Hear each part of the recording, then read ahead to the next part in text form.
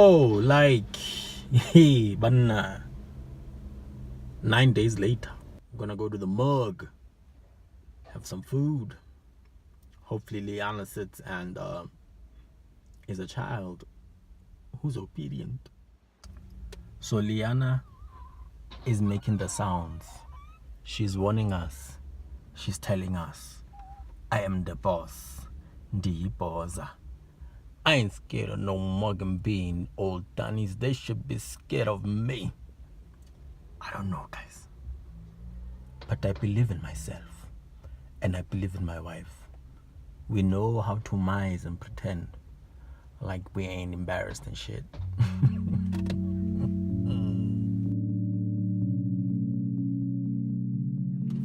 Now I finished my whole order. So much for that.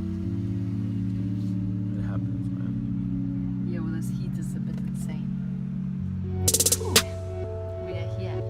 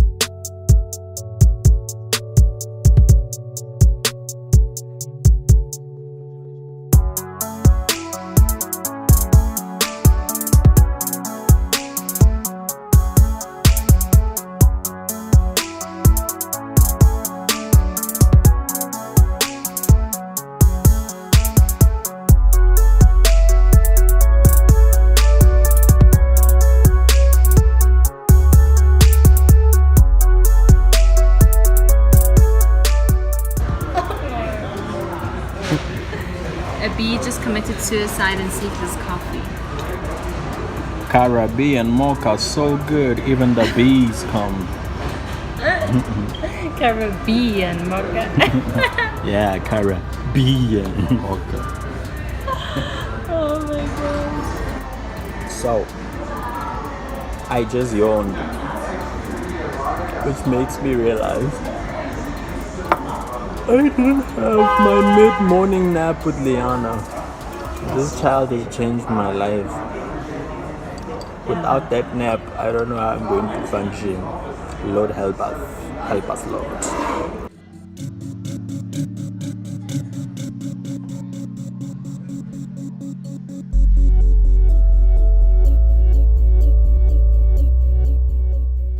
It's now been a whole week with Liana in our lives.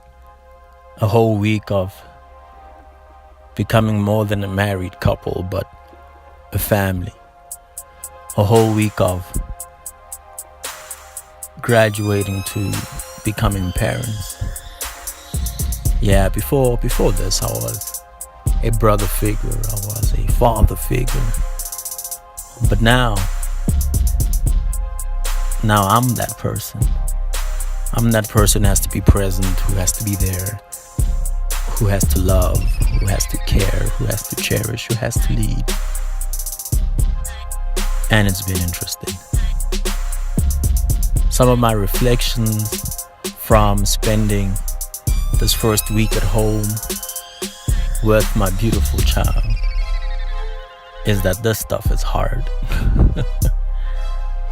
It's so important for fathers to be there, to be active during these newborn times, because a kind of love is being cooked up, you know, if we speak factually, right? Like factually, there is nothing lovable about a newborn. They're vulnerable, they don't talk, they cry, they just poop. And as a guy, there isn't much you can do. It's not like you can even play a provider role, because she ain't gonna eat from you. She eats from the mom. The mom has a stronger bond. But being around, you're learning this irrational and unconditional type of love. that you love without expecting anything in return. You love with no rewards, man. Like, you can have this good moment where I'm bonding with Liana, she's on the chest, she's quiet, and then you think, yeah, you see, she listens to me. And then at the next moment, she'll start crying again, and whatever I try and do, she doesn't stop. But it's helping me learn, helping me become that unconditional, irrationally, sacrificially loving father. That's why I'm glad that they changed the law to say, dads can stay for 10 days. That's progress. But it needs to be longer. Because I think that emotional intelligence that sometimes we feel fathers don't have towards their kids, that sense of not only being selfless, but putting ourselves in the shoes of others from an emotional space. I think it's getting fine-tuned in these days where this child is needy and can do nothing but need. As I watch Rebecca do her best, I can only feel empathy and feel useless, and then at the same time realize that it's not about me.